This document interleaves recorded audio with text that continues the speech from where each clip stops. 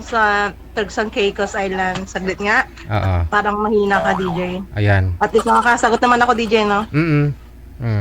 May dati po kayong nakausap dito, ma'am, no? Wala, friends lang. Hindi, may nakausap po kayo din eh. Meron. Ilang beses po kayong may nakausap? Ha? Ilang beses po kayong may nakausap dito? Twice. Aha. Kamusta?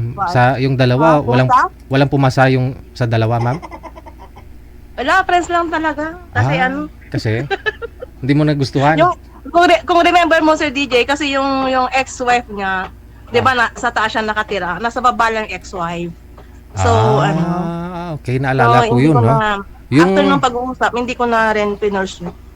Okay. Ganun, kasi yung taga Bagyo, no? Nahiwalay daw sila ng asawa niya. Yes, pero yung asawa niya nasa ibaba lang ng bahay. Oo. Siya sa itaas. Oo. Hindi na pala kayo nag-usap after? Hindi na, DJ, kasi wala na ring point yun. Sa tingin ko lang, DJ, walang point yung ganun. Pero potential na.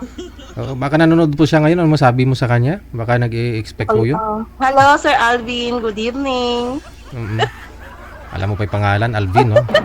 Medyo matagal na rin po yun, no? Last year. December, Sir DJ. December. Yung last masali ko, December. Hanggang sa, umuwi ako nitong June. So, isang buwan na rin ako. Saan po kayo dito sa Pilipinas, ma'am? Sa Dasma. Dasma Ringas. Cavite, no? Opo. So, bali, wala po kayong asawa talaga na inuwian ngayon? Wala talaga, DJ. Wala. As in.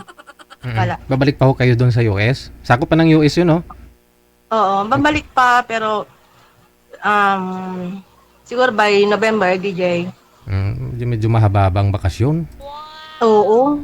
Kaya lang, umuwi ako, DJ. Talagang, di ba, medyo mataba na ako, DJ, eh. Nung pag-uwi ko, wala pang isang buwan, dumoble na yung ko. Sa sarap ng pagkain sa Pinas.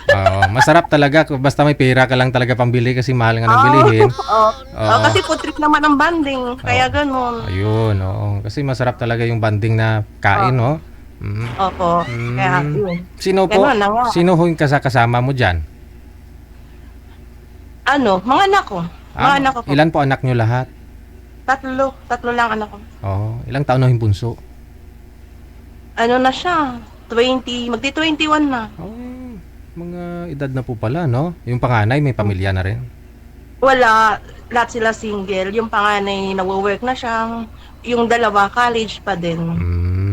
Okay.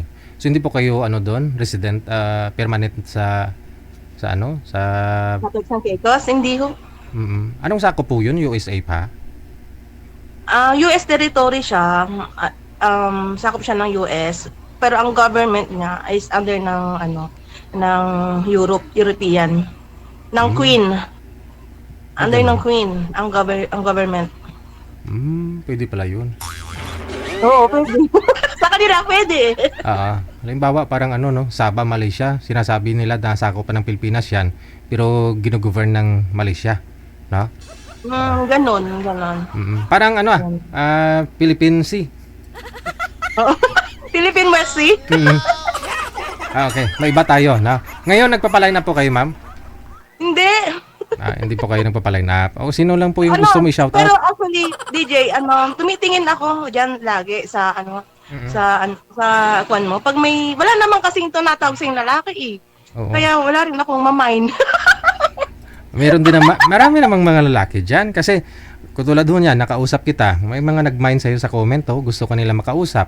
Kung willing po kayo, no, i-line up ka namin, no, para kasi umuwi ka ng Pilipinas. Anong dahilan? Anong purpose mo, ma'am? Umuwi ka dito?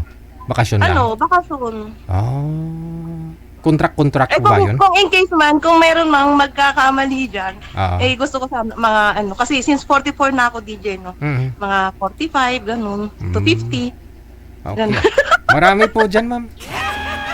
Pero natingin nga lang ako sa live mo, wala naman natawag na lalaki. Kasi pag mayroon naman, pag yung minsan may nakita ako, kaya lang bata pa siya, mga 39, sabi ko, tas 44 ako, parang hindi kaya. Iba na yung gusto ko sa gusto niya marahil. Yun lang, no? Baka 10, abutin siya ng 10, ikaw isa lang, no?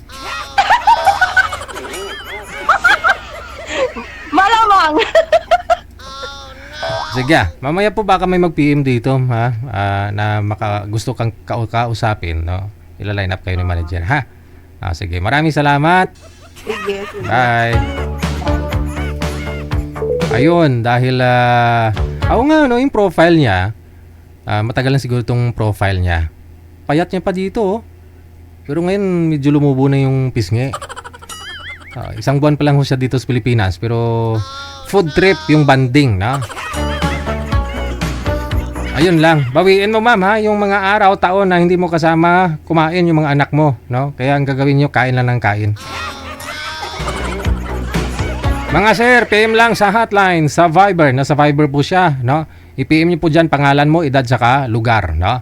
Tapos, kung gusto mo siyang makausap, pangalan ho ni girl, si Sab Rivota.